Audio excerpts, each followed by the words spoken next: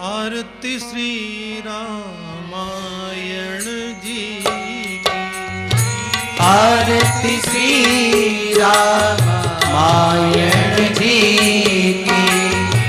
कीरति कलित ललित सिय पिय की। कीरति कलित ललित सिय पिय की। गावत ब्रह्मादिक मुनि नारद। गावत ब्रह्मादिक मुनि नारद। वाल्मीकि विज्ञान विशारद। वाल्मीकि विज्ञान विशारद। सुख सनकारे शेष अर सारद। सुख सनकारे शेष और सारद। वरनि पवन सुत कीरतिनी की। वरण पवन सुत कीरतनी की। आरती श्री रामायण जी की। आरती श्री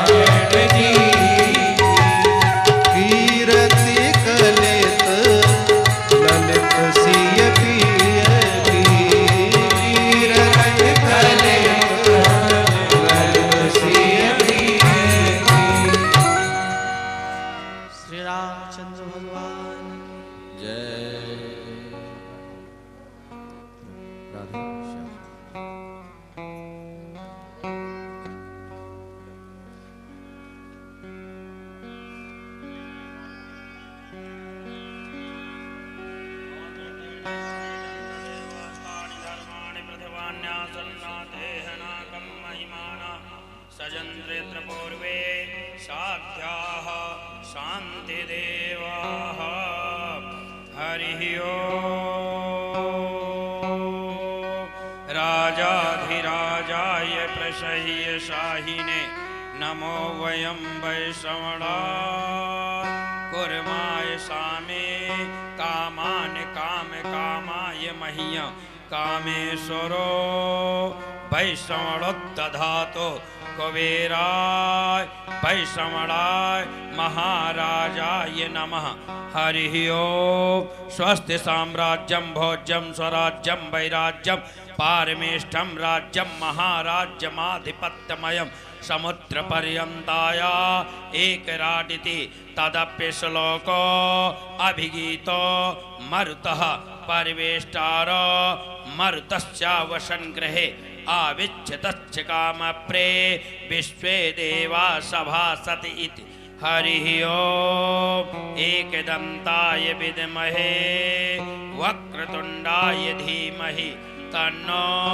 दन्तिः प्रचोदयात् हरिः ओम् नन्दनन्दनाय च विद्महे यशोदानन्दनाय धीमहि तन्नो कृष्णः प्रचोदयात् हरिः ओम् दशरथनन्दनाय च विद्महे सीतापते च धीमहि तन्नो रामः प्रचोदयात् हरिः ओम् जनकसुतायै च विद्महे रामप्रियायै च धीमहि तन्नः सीता प्रचोदयात् हरिः ओम् वायुपुत्राय च विद्महे अंजनीसुताय च धीमहि तन्नो हनुमत् प्रचोदयात् सेवन्ति कामकुलचम्पकपाटलाब्जे पुन्नागजाति करवीर रसाल पुष्पै बिल्लप्रवाल तुलसी दलमञ्जरीभिः त्वं पूजयामि जगदीश्वर मे प्रसीद नानासुगन्धपुष्पाणि यथा कालोद्भवानि च पुष्पाञ्जलिर्मया दत्तं गृहाण परमेश्वर हम सांगाय सपरिवार मंत्र पुष्पांजलिं समर्पयामि। बोलिए श्री रामचरित मानस भगवान की, बोलिए व्यास जी महाराज की, बोलिए वृंदावन बिहारी लाल की, बोलिए हनुमान जी महाराज की जय।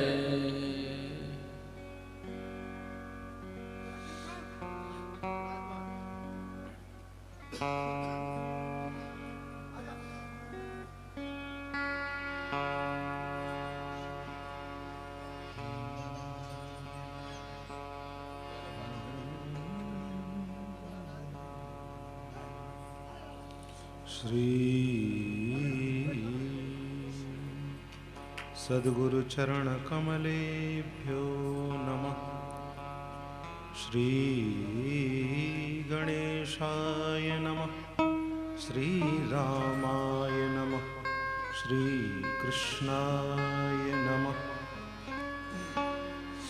वर्णानामर्थसङ्घानां रसानां छन्दसामपि मङ्गलानां च कर्तारौ वन्दे वाणी विनायकौ भवानी शङ्करौ वन्दे श्रद्धा विश्वासरूपिणौ याभ्यां विना न पश्यन्ति सिद्धः स्वान्तस्थमीश्वरौ वन्दे बोधमयं नित्यं गुरुं शङ्कररूपिणं यमाश्रितो हि वक्रोऽपि चन्द्रः सर्वत्र वन्द्यते श्रीसीतारामगुणग्रामपुण्यारण्यविहारिणौ वन्दे विशुद्धविज्ञानौ कवीश्वरकपीश्वरौ कृष्णाय वासुदेवाय देवकी नन्दनाय च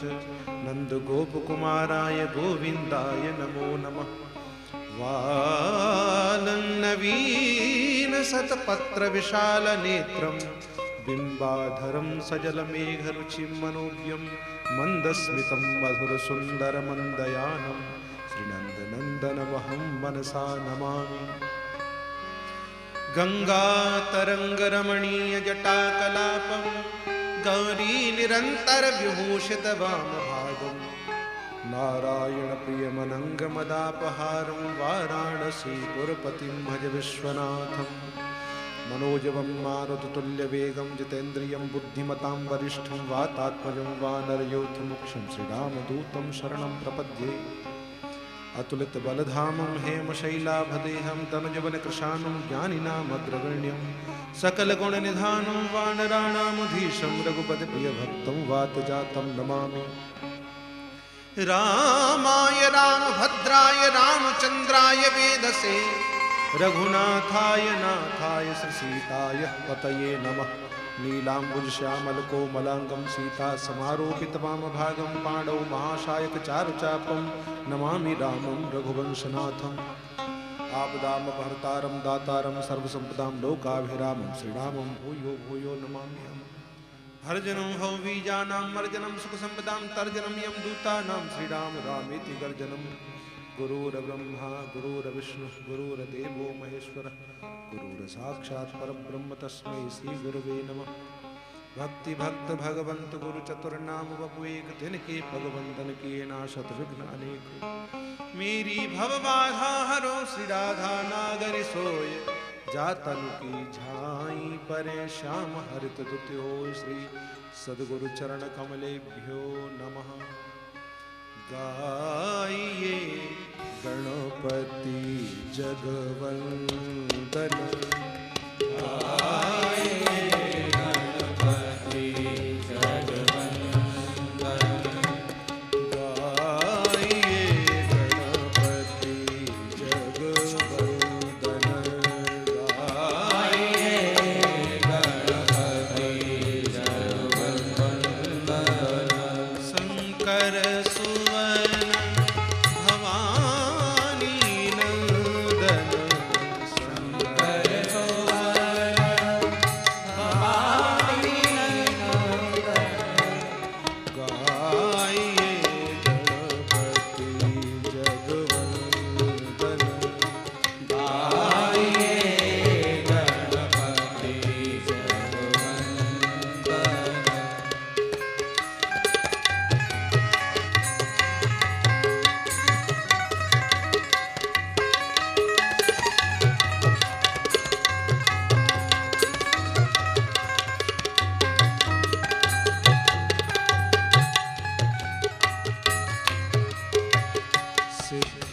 सदन गज वदन विनायक सिद्धि सदन गज वदन विनायक।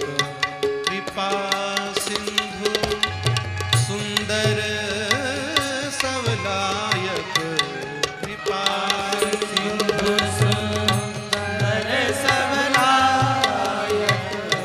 मोदक प्रिय मुद मंगलदाता मोदक प्रिय मुद मंगलदाता। विद्यावारिधि बुद्धि विधाता विद्यावारिधि बुद्धि विधाता।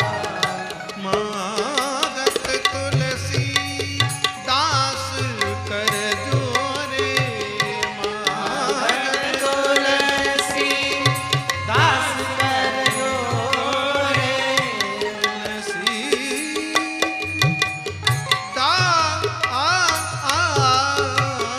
मागत तुलसी दास कर जोरे। बसहि राम सिय मानस मोरे बसहि राम सिय मानस मोरे। गाइए गणपति जगवंदन गाइए गणपति जगवंदन गाइए गणपति गणपति गणपति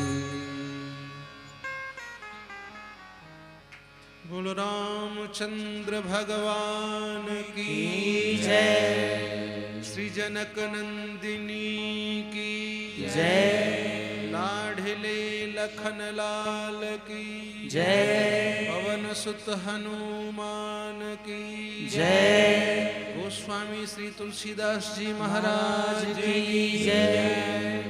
बोलो सद्गुरुदेव भगवान की जय। जय जय श्री राधे, जय जय श्री राधे, जय जय श्री राधे।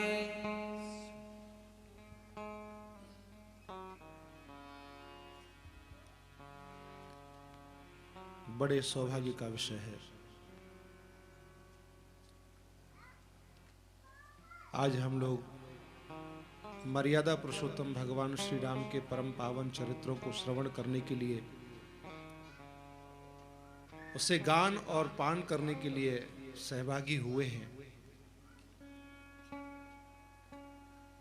सज्जनों, भगवत कार्य के लिए मानव मन में संकल्प उठे तो उसे भगवान की कृपा समझना चाहिए। भगवान की बिना कृपा के शुभ इच्छा का जागृत होना असंभव है। भगवान की जब परम कृपा होती है तब ये हृदय में इच्छा प्रकट होती है कि हम भगवान की कथा श्रवण करें, हम कोई सत्कार्य करें, हम कोई सत्कर्म करें। भगवान की कृपा से इच्छा तो हृदय में जागृत हुई, लेकिन उसके लिए सन्निष्ठ प्रयास न किया तब भी वो इच्छा पूरी नहीं हो पाएगी। क्योंकि इच्छा हृदय में जागृत हो तो उसके लिए सन्निष्ठ प्रयास भी करना चाहिए। बिना प्रयास किए तो इच्छा प्रकट जो हुई है वो पूरी नहीं होगी। कभी कभी ऐसा होता है कि हम लोग इच्छा भी करते हैं अपने मन में, और इच्छा करने के बाद में प्रयास भी करते हैं, और फिर भी वो कार्य समय पर नहीं हो पाता है।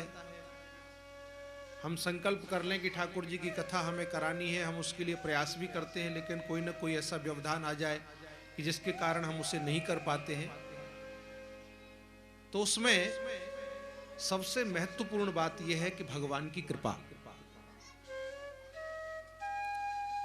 यानी तीनों का जब समागम हो जाता है, हृदय में शुभ इच्छा का जागृत होना, उसके बाद में उसके लिए सन्निष्ठ प्रयास करना, और फिर भगवान की ऊपर से महती कृपा होना, तब जाकर के ऐसा सुअवसर हमारे जीवन में उपस्थित हो पाता है कि जैसा आज हमारे समक्ष उपस्थित है। योग वासिष्ठ नामक ग्रंथ में ज्ञान की 7 भूमिकाओं के विषय में बताया गया है। सज्जनों, जो ज्ञान की 7 भूमिकाएं हैं, उनमें सबसे पहली जो भूमिका है वो शुभेच्छा है। हृदय में शुभ इच्छा का जागृत होना ही ज्ञान की श्रेष्ठ भूमिकाओं में सबसे पहली भूमिका है। और उस भूमिका के लिए भगवान की कृपा बहुत आवश्यक है। सज्जनों, शुभ इच्छा का तात्पर्य यह होता है कि हमारे हृदय में ऐसी भूमिका, ऐसे हृदय में इच्छा जागृत होनी चाहिए।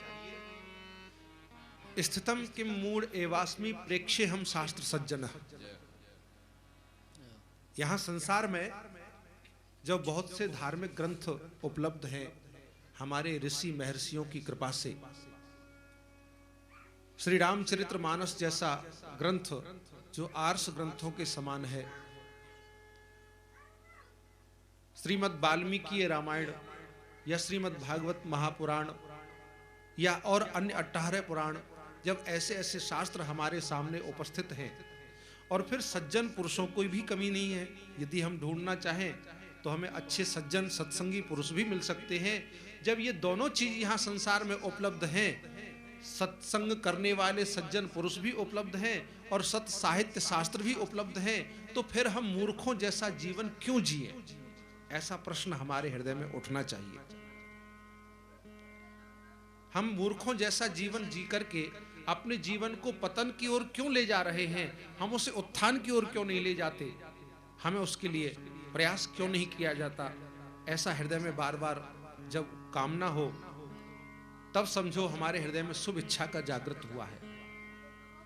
सज्जनों, शुभ इच्छाएं हृदय में जागृत हो कि हम बुरे कामों से दूर हटते चले जाएं, हम सत्य का सहारा लें, सत्य का पालन करें, असत्य से दूर जाएं। काम, क्रोध, लोभ, मोह जैसे विकार हमारे हृदय में है, उनको हम धीरे धीरे सत्संग और सज्जनों के सानिध्य से धीरे धीरे कम करते चले जाएं। और ऐसा होता है, निश्चित होता है। यदि हम सत्संग का सेवन करेंगे, सज्जनों का संग करेंगे, तो अवश्य अवश्य हमारे हृदय में जो बैठे हुए काम, क्रोध, लोभ, मोह या ईर्ष्या, राग, द्वेष है, ये सब विकार धीरे धीरे कम होते चले जाते हैं और सद्गुण हमारे हृदय में धीरे धीरे आते चले जाते हैं। दिन प्रतिदिन उनकी वृद्धि होती चली जाती है।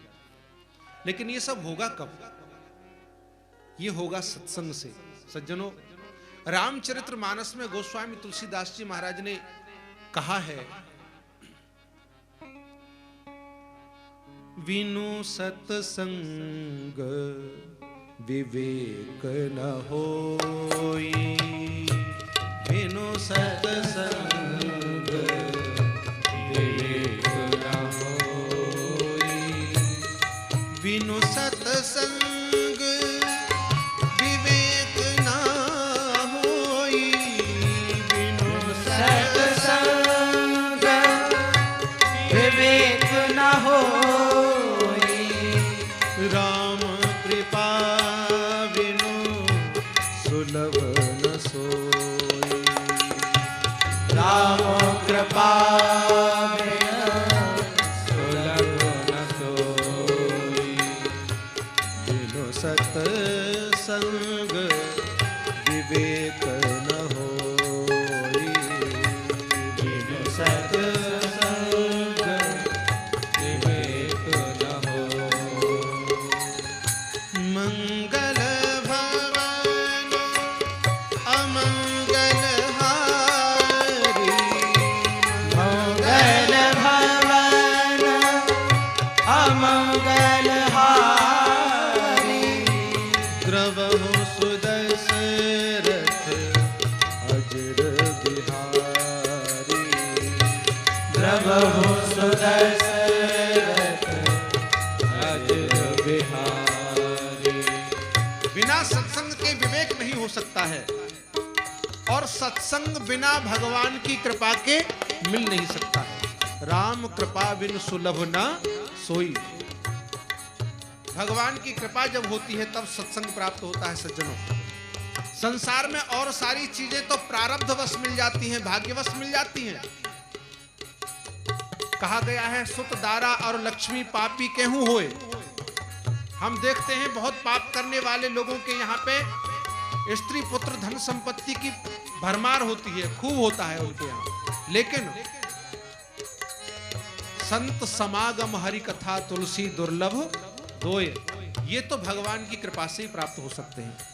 अर्थात सत्संग पुरुषत्व का फल नहीं है, ये कृपा का फल है। सत्संग भगवान की कृपा से ही प्राप्त हो सकता है। कहा गया है, मातु मिले पुण्य भ्रात मिले और तात मिले जुवती सुखदाई। हाँ, मातु मिले पुण्य भ्रात मिले और तात मिले जुवती सुखदाई। राज मिले गजबाज मिले सब साज मिले मन वांछित पाई। साज मिले मन वांछित पाई।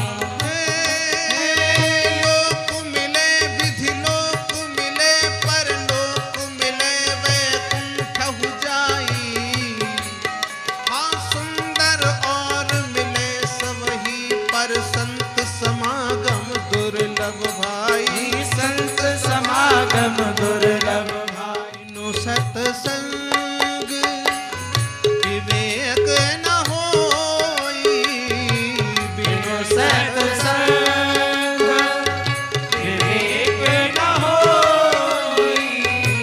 राम कृपा बिनु सुलभ न सोई। राम कृपा बिनु राम की कृपा के बिना सत्संग सुलभ नहीं हो सकता है सज्जनों। नहीं तो विचार करने की बात है, यदि हम लोग ये सोचे कि हम अपने पुरुषार्थ से भगवान की ये कथा श्रवण कर रहे हैं, हम अपने पैरों से चल करके यहाँ कथा में आ गए हैं, हम अपनी किसी गाड़ी किसी वाहन से बैठ करके कथा में आ गए हैं, ऐसा नहीं है। कथा में वो लोग आए हैं जिनको भगवान राम जी या हनुमान जी हाथ पकड़ के उठा के लाए हैं कि यहां बैठो कथा सुनो, वो कथा सुन सकते हैं। अन्यथा यहां कोई टिकट तो नहीं लगी है कि आप 100 रुपए की टिकट खरीदेंगे तब जाके कथा में बैठेंगे, या यहां कोई ऐसी व्यवस्था भी नहीं है कि जो ज्यादा पैसे देगा वो आगे बैठेगा, जो कम पैसे देगा वो पीछे बैठेगा, ऐसी भी कोई व्यवस्था नहीं है। लेकिन फिर भी क्या गांव में इतने ही लोग हैं जो यहां बैठे हैं? ऐसी बात तो नहीं है।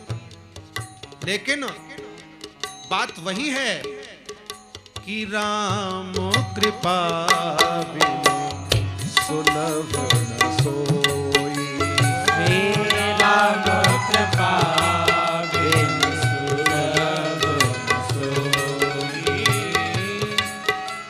काकभूषण जी ने एक बहुत सुंदर बात कही। पक्षीराज गरुड़ ने पूछा, महाराज बताइए संसार में सबसे बड़ा दुख क्या है और सबसे बड़ा सुख क्या है? दो चीजें पूछी।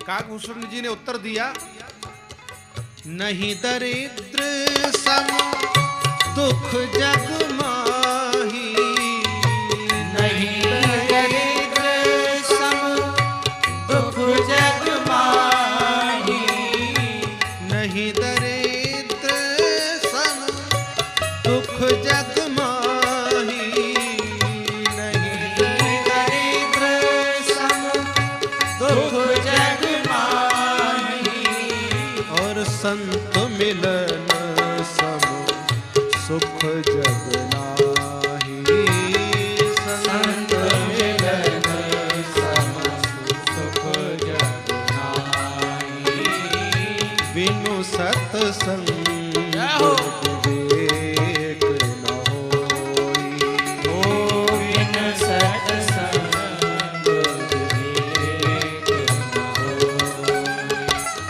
संसार में सबसे बड़ा दुख क्या है? बोले दरिद्रता के समान कोई दुख नहीं है। और सबसे बड़ा सुख क्या है? बोले सत्संग प्राप्त हो जाए, उससे बड़ा कोई सुख नहीं है संसार में। यदि सारे संसार के सुख को तराजू के एक पलड़े में रख दिया जाए और दूसरे पलड़े में केवल एक क्षण भर का सत्संग रख दिया जाए तो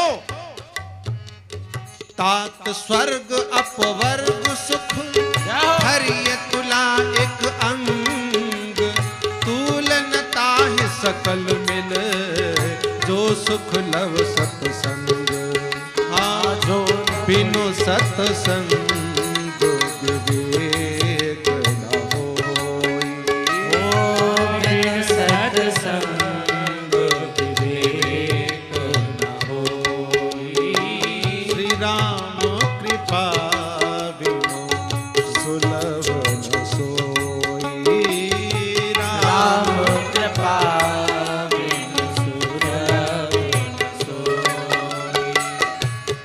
तो बात हुई कि भगवान की कथा श्रवण करने के लिए पहले भगवान की कृपा से मन में इच्छा का जागृत होना, और इच्छा जागृत होने के पश्चात में उसके लिए सन्निष्ठ प्रयास करना, और फिर उसके पश्चात भगवान की पूर्ण कृपा होना, तब जाकर के सत्संग प्राप्त होता है। सज्जनों, कथा जो है वो सरिता है। जैसे सरिता बहती हुई आगे प्रवाहित होती है, उसी प्रकार से कथा भी सरता है। कथा में भी एक प्रवाह होता है, बहती है कथा, और जिसमें प्रवाह नहीं वो सरिता कैसे मानी जाएगी? सरिता कहाँ है, गंगा कहाँ है कथा को? पार्वती मैया ने पूछा था भगवान शिव से, पूछे हो रघुपति कथा प्रसंग, पूछे हूँ रघुपति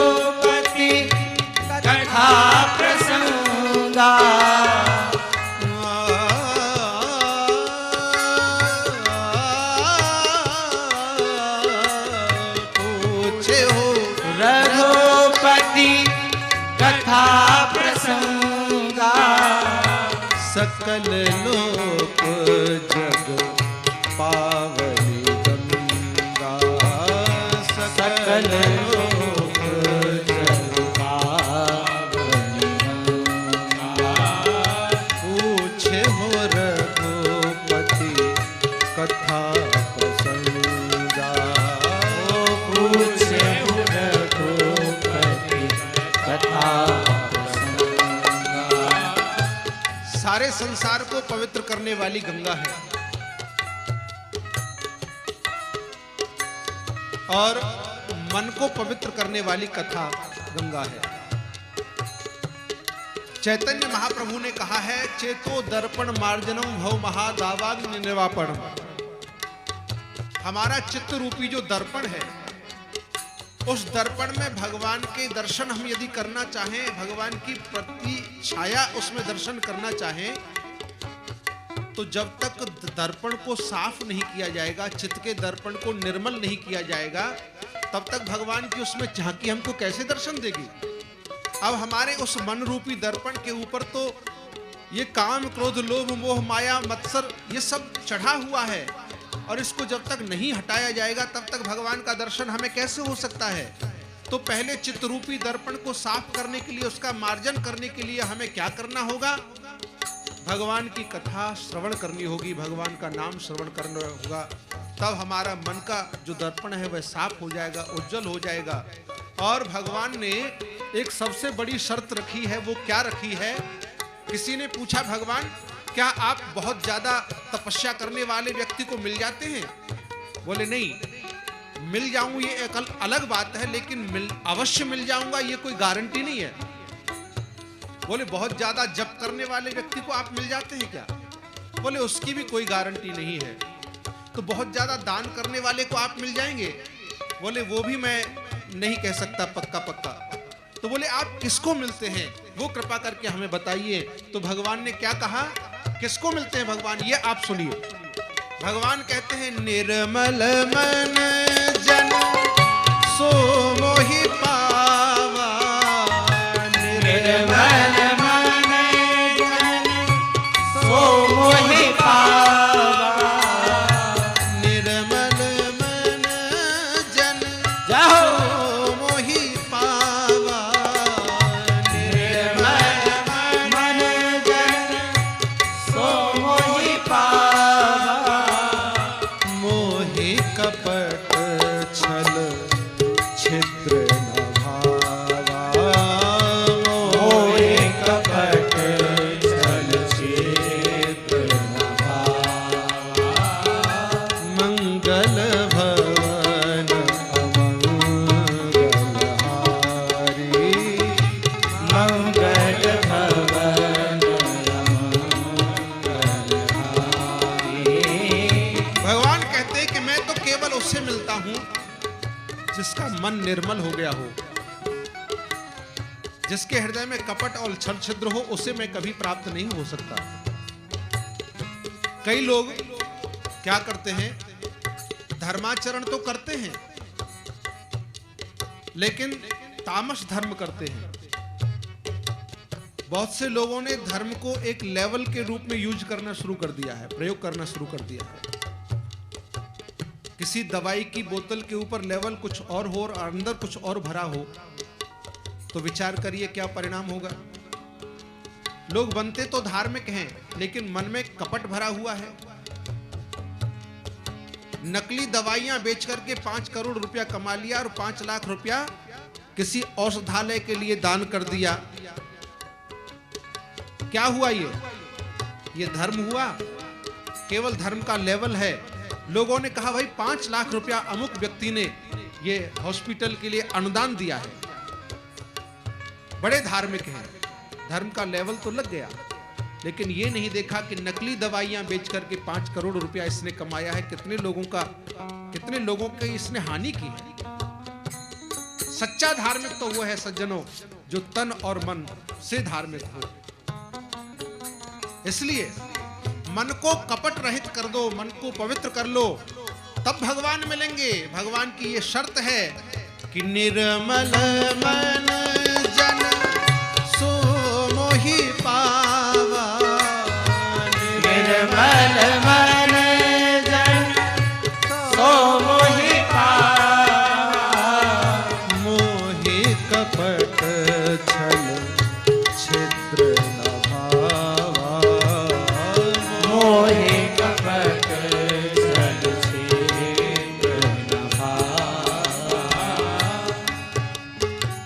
कथा गंगा है, कथा प्रवाहित होती है। मंदिर और नदी, कथा को मंदिर नहीं कहा। मंदिर एक जगह स्थायी होता है। मंदिर आप बांके बिहारी जी को यहां लाना चाहें तो यहां नहीं आएंगे। आपको दर्शन करना है तो बांके बिहारी दर्शन करने के लिए वृंदावन जाना पड़ेगा। लेकिन सरिता जो होती है, गंगा जो होती है,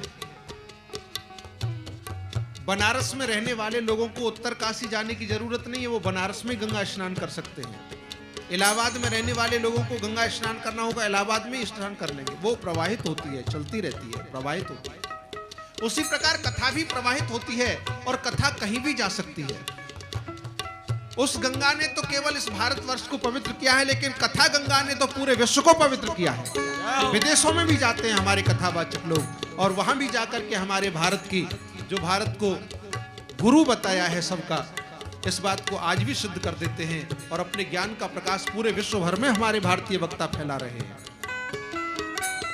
कथा ऐसी गंगा है, वो बहती है, प्रवाहित होती है।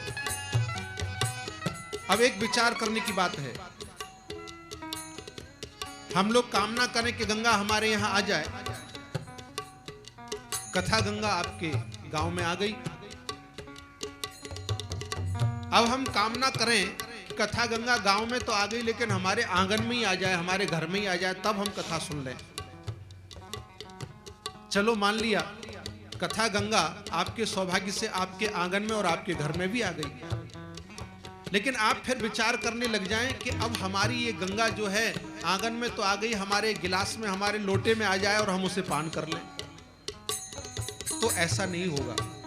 फिर आपको प्रमाद नहीं करना चाहिए। यदि कथा गंगा बहती हुई आपके गांव में, आपके नगर में, आपके घर में आ गई है, तो फिर प्रमाद और आलस्य का परित्याग कर करके और सब कुछ छोड़ करके और फिर उस गंगा में पहुंचना चाहिए। आपको अवगाहन करने के लिए, आपको आचमन करने के लिए, स्नान करने के लिए कथा रूपी गंगा में आना चाहिए। और पात्र भी होना चाहिए। पात्र क्या होगा? आप श्रद्धा का पात्र लेकर के कथा गंगा में स्नान करने के लिए जाइए, और पात्र खाली होना चाहिए। यदि आपका मन पहले से ही भरा हुआ है, अब भरे हुए घड़े को आप ले जाएं और फिर भरना चाहें तो उसमें क्या भरेगा? आप खाली करके जाइए और तब भर के लाइए। आप पानी भरने के लिए जाते हैं तो पहले खाली बर्तन लेके जाते हैं और तब उसमें भर के लाते हैं। सज्जनों, यदि आप खाली मन लेकर के जाएंगे, अपने सब माया मोह को घर छोड़ करके और निश्चिंत होकर के भगवान की कथा में जाएंगे, तब आप वहां से कुछ प्राप्त करके आएंगे। एक और बात, मंदिर में यदि हम जाते हैं तो स्नान करके, स्वच्छ वस्त्र पहन करके, पवित्र होकर के जाते हैं, और जाना भी चाहिए। ये एक साधारण नियम है। मंदिर की पवित्रता है, वहां की कुछ मर्यादा है, उसका पालन करने के लिए हमें स्वच्छ वस्त्र पहन करके, स्नान आदि करके और पवित्र होकर के जाना चाहिए। तब भगवान के सामने हमें प्रणाम करना चाहिए। लेकिन गंगा में, गंगा ये नहीं कहती कि आप पवित्र होकर के आइए, आप जैसे हैं वैसे आ जाइए। आप आ जाइए, आपको पवित्र तो मैं कर दूंगी। ऐसे ये कथा गंगा भी है। आप जैसे भी हैं आ जाइए, और पवित्र तो आप निश्चित हो जाएंगे इस कथा गंगा में आकर के। एक बात और है, मंदिर के कपाट लग जाते हैं, क्योंकि सब समय समय पे मंदिर खुलता है। हमारे बिहारी जी के दर्शन 9 बजे खुलते हैं, 12 बजे तक।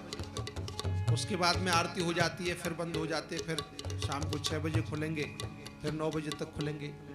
वल्लभ कुल संप्रदाय के जो मंदिर हैं, उनमें पहले मंगला की आरती होती है, फिर जो है ग्वाल की आरती होती है, श्रृंगार की आरती होती है, और अलग अलग दर्शन होते हैं। फिर राजभोग की, फिर उत्थापन की, और फिर संध्या काल में संध्या आरती, और फिर शयन आरती।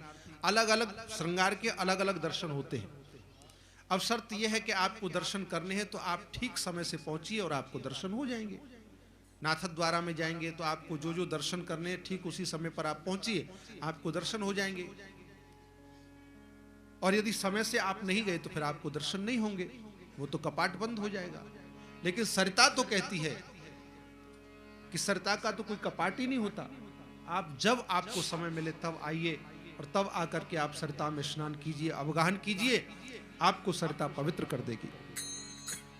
सज्जनों, आप लोग सौभाग्यशाली हैं कि भगवान की इस कथा गंगा में स्नान करने के लिए, अवगाहन करने के लिए पधारे हैं। ये कथा जो है ये केवल एक इतिहास नहीं है। अगर केवल इतिहास होता, भूतकाल की घटी हुई एक घटना होती, तो इस कथा को इस प्रकार से सभाओं में बैठ करके वक्ता लोग, पंडित लोग, विद्वान लोग नहीं सुनाते। आप लोग भी इतने श्रद्धावनत होकर के नहीं सुनते। इसे विद्यालय में पढ़ा दिया जाता जैसे इतिहासों को पढ़ाया जाता है। लेकिन यहाँ तो पारायण होता है, नियम से पहले पूजा होती है, पूजा के बाद में फिर मूल पाठ भी होता है, और फिर आप लोग बड़ी श्रद्धावनत होकर के सुनते भी हैं। ये केवल भूतकाल की घटना नहीं है, ये हमें जीवन जीने की कला सिखाती है। ये ऐसी वस्तु है, एक फोटो होता है और एक दर्पण होता है। आपको अपनी आकृति देखनी है, आप फोटो में भी देख सकते हैं और दर्पण में भी देख सकते हैं। लेकिन 20 साल पहले आपका खिंचा हुआ जो चित्र है, जो फोटो है, वो आपकी आज की आकृति को नहीं दिखा सकता है। आज के यथार्थ को आपको देखना है तो आपको दर्पण में देखना पड़ेगा। एक नगर में कहीं मेला लगता था प्रतिवर्ष, और वहां मेले में ग्रामीण अंचलों से बहुत से लोग आते थे। बहुत सी सामग्रियां वहां बेची जाती थी दुकानदारों के द्वारा। लोग अपनी आवश्यकता की वस्तुएं खरीद लेते थे। उसी मेले में कई दिन हो गए मेले को चलते चलते, सायंकाल का समय हुआ। एक बुढ़िया मैया जो लगभग 70-75 वर्ष की होगी, मेले में आई। मेले में आकर के बहुत सी दुकानों पर देखा, एक दर्पण बेचने वाला बैठा था। उसके पास में पहुंच गई और उससे एक दर्पण देखा। बड़ा सा दर्पण था, अच्छा सा लग रहा था। उसे उठा करके एक बार उसमें अपना मुंह देखा और बोली, भैया ये दर्पण कितने रुपए का है? दुकानदार ने कहा कि भैया ये दर्पण 25 रुपए का है। बोले 25 रुपए का ये दर्पण, इतना महंगा? बोले आप इतना महंगा नहीं ले सकती हैं, तो ये 15 रुपए वाला ये ले लीजिए, इससे थोड़ा छोटा है दर्पण, ये भी अच्छा है। बोले ये भी तो बहुत महंगा है, 15 रुपए का दर्पण कैसे खरीद लूं? अच्छा माताजी, अब सायंकाल का समय हो गया है, ये 5 रुपए वाला आप ले लीजिए, 5 रुपए का भी दर्पण है। बोले ये 5 रुपए का दर्पण? बुढ़िया ने उठाया, मुंह देखा और बोला, ये दर्पण इतना महंगा दे रहे हो, इसमें कैसा दिखाई देता है? मैं इस मेले में पहली बार नहीं आई हूं। जब मैं 20 वर्ष की थी तब से इस मेले में आती हूं और हर वर्ष आती हूं और हर वर्ष कुछ ना कुछ खरीदती हूं। पहले भी मैंने 20 वर्ष की जब थी तब भी मैंने दर्पण खरीदा था। केवल 2 आने का दर्पण लिया था मैंने, केवल 2 आने का दर्पण। और उस 2 आने के दर्पण में मैंने क्या देखा कि मेरा मुंह ऐसा लगता था मानो कोई स्वर्ग से उतर के अप्सरा आई हो। और अब तुम ये 25 रुपए का दर्पण दे रहे हो और इसमें मुंह दिखता है जैसे पूरे मुंह पे झुर्रियां पड़ी हुई हैं, और ये सब कैसा है? ये सफेद सफेद बाल, ये कैसा दर्पण है? बोले माफ कीजिए माताजी, आपके लायक कोई दर्पण मेरे पास में नहीं है। पहले जब आपने 2 आने का दर्पण खरीदा था तब आपकी आयु 20 वर्ष की थी और तब आप वास्तव में अप्सरा जैसी दिखती थी, इसलिए दर्पण ने आपको अप्सरा जैसी दिखा दिया। और अब तो आप 75 वर्ष की हैं, तो ये दर्पण तो झूठ नहीं बोलेगा, आपको 20 वर्ष की नहीं दिखा सकता है। ये दर्पण आप 75 वर्ष की हैं तो 75 वर्ष की ही आपको दिखाएगा। फोटो आपकी आकृति पकड़ लेता है, इसलिए फोटो में आप 20 वर्ष की दिख जाएंगी, लेकिन दर्पण तो झूठ नहीं बोलेगा। दर्पण में जैसे आप हैं वैसे आप दिखाई देंगे। उसी प्रकार सज्जनों, ये श्री रामचरितमानस भी दर्पण है और ये दर्पण हम आपको दिखा रहे हैं और 9 दिन तक बराबर आपको ये दर्पण दिखाते रहेंगे। और इस दर्पण में आपको देखना क्या है? आपको ये देखना है कि इस दर्पण में हमारा जो चरित्र है वो राम जैसा दिखाई दे रहा है या फिर रावण जैसा दिखाई दे रहा है। ये देखना है ना इस दर्पण में। हमें ये देखना है कि हमारा ये दर्पण में जो चरित्र है वो कौशल्या जैसा दिखाई दे रहा है या मंथरा जैसा दिखाई दे रहा है। हमें ये देखना है कि हमें सीता जैसा हमारा चरित्र दिखाई दे रहा है या सूर्पणखा जैसा हमारा चरित्र दिखाई दे रहा है। यह दर्पण आपको दिखाना है और इस दर्पण में आप देखेंगे। अच्छा एक बात बताइए, आपको किसी पार्टी में जाना हो, किसी शादी में जाना हो और आप अच्छे कपड़े पहन करके तैयार हो गए हैं, आपने बाल वाल ठीक ढंग से काढ़ लिए हैं, आपने कॉस्मेटिक एंड पफ पाउडर लगा लिया है, आप पूरी तरह से तैयार हैं और फिर अचानक आप शीशे के सामने जाएं और आपको आपके गाल पे कोई काला दाग लगा दिखाई दे जाए तो क्या आप उसे छोड़ोगे? उस दाग को आप बिल्कुल साफ करेंगे, मेकअप को ठीक करेंगे, तब आप किसी पार्टी में जाएंगे। उसी प्रकार सज्जनों, हम जो आपको ये दर्पण दिखाने जा रहे हैं रामचरितमानस का, यदि इस दर्पण के द्वारा आपको अपने जीवन में कहीं कोई दाग दिखाई देगा तो आपको भी ठीक उसी प्रकार से उस दाग को मिटाना है जैसे चेहरे पर लगे हुए काले दाग को मिटाया जाता है। ये दर्पण दिखाने की हम आपको चेष्टा कर रहे हैं। कथा श्रवण करने से हमको सज्जनों दृष्टि प्राप्त होती है। आंखें तो सबके पास में हैं, लेकिन दृष्टि किसके पास में है, ये एक विचार करने की बात है। केवल आंखों से देखना ही दृष्टि नहीं कहलाता है। देखने के लिए बहुत चीजों की आवश्यकता होती है। सबसे पहले तो आंखें होनी चाहिए, और आंखें भी होती हैं कई लोगों के, लेकिन आंखें खुली होने पर भी उन्हें दिखाई नहीं देता, क्योंकि आंखों में, नेत्रों में ज्योति नहीं होती। आंखें होनी चाहिए, आंखों में ज्योति होनी चाहिए, तब दिखाई देगा।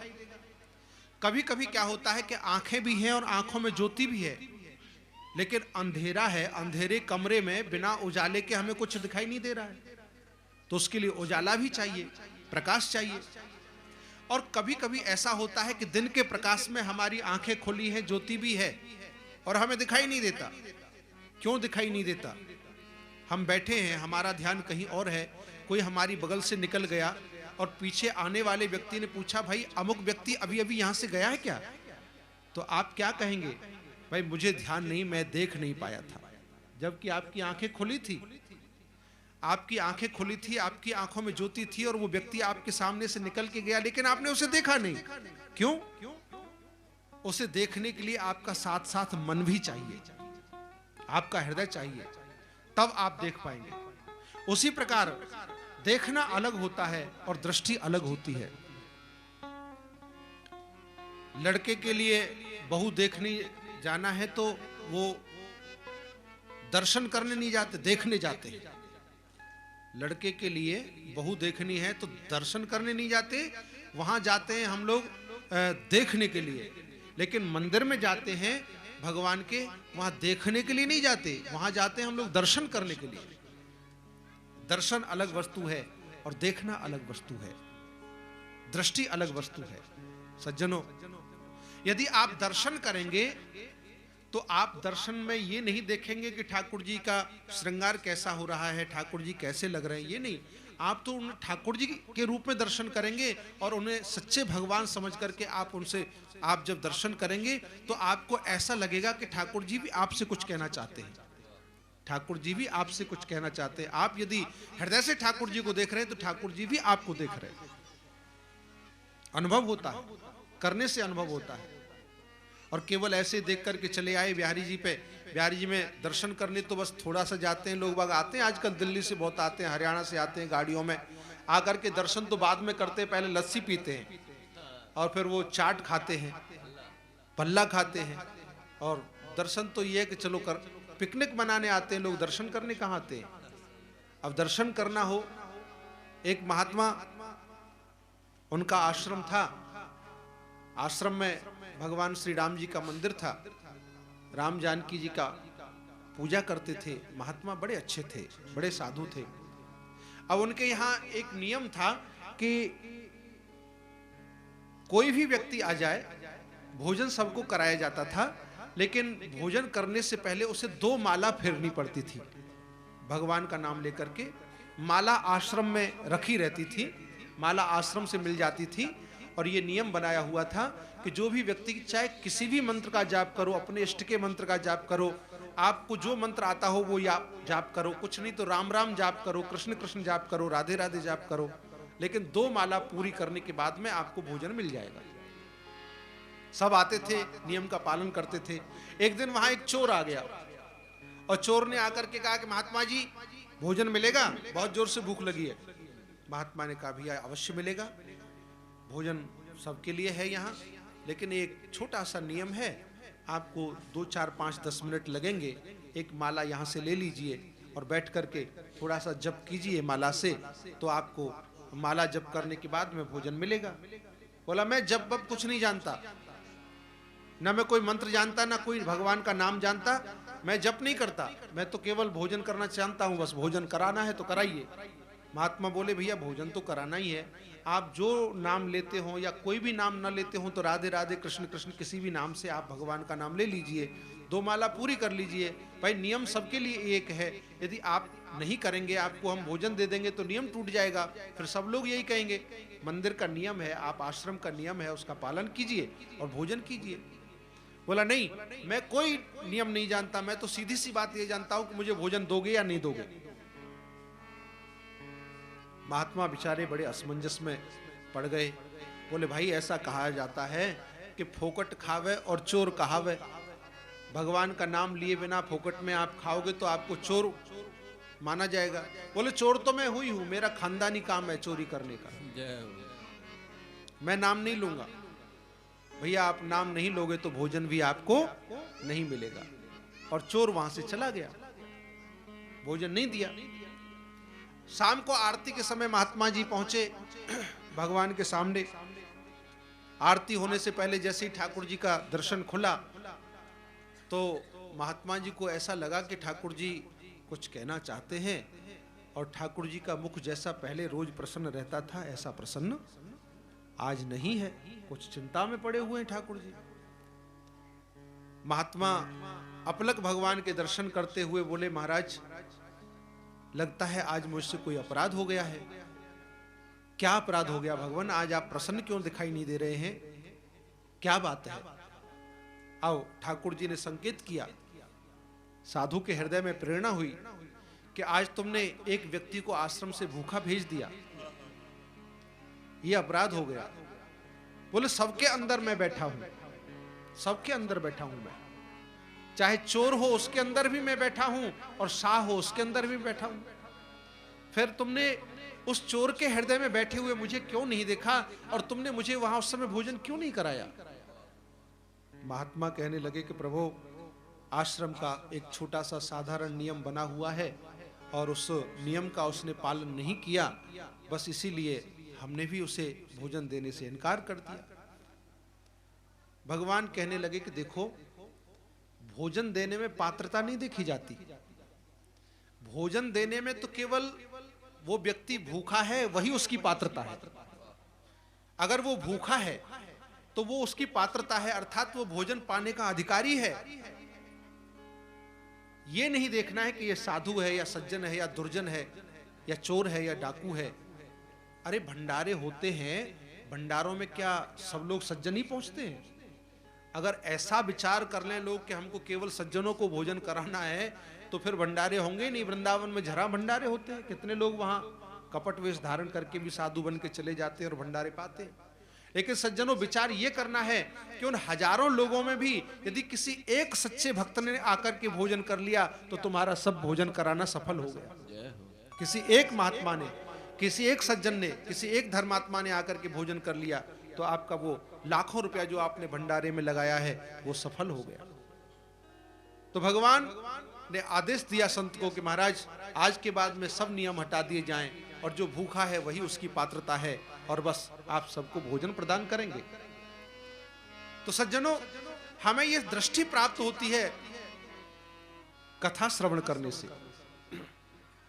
आज संसार में सृष्टि नहीं बिगड़ी है, हमारी दृष्टि बिगड़ गई है। सृष्टि नहीं बिगड़ी है, हमारी दृष्टि बिगड़ गई है। हम लोग कहते हैं कि कलयुग आ गया, अरे यहाँ ये हो रहा है, यहाँ वो हो रहा है, तरह तरह की बातें हम लोग बनाते हैं। लेकिन यथार्थ तो यह है कि सृष्टि वही पहले जैसी है और सृष्टि का संचालन करने वाला भी वही है। लेकिन हमारी दृष्टि में दोष आ गया है, हमारी दृष्टि बदल गई है। काशी बनारस की एक घटना है, मैंने कुछ दिन पहले ही पढ़ी थी। वहां एक महात्मा रहते थे, बड़े विद्वान थे, लेकिन वो अपने आप को कुछ ज्यादा ही विद्वान और ज्यादा ही अच्छा समझते थे। दूसरे लोगों में केवल दोष देखा करते थे। एक दिन वो प्रातःकाल ब्रह्म मुहूर्त में गंगा स्नान करने के लिए पहुंच गए। गंगा जी के निकट में ही कोई मकान था। उस मकान से एक करीब 20 वर्ष की युवती स्त्री, उसकी मांग में सिंदूर भरा हुआ था, और साथ में एक 38-40 वर्ष का युवक, दोनों आ गए और वहीं गंगा जी के किनारे बैठ करके रेती में एक चादर डाल ली और वहां बैठ करके वो गिलास में वो एक पीला पीला पदार्थ डालते थे, पीते थे, आपस में बहुत ज्यादा हंसते थे, काफी बातें करते थे। और कभी वो व्यक्ति उस स्त्री के सर पे हाथ फेरने लग जाता, कभी गोद में उठा लेता, इस प्रकार से।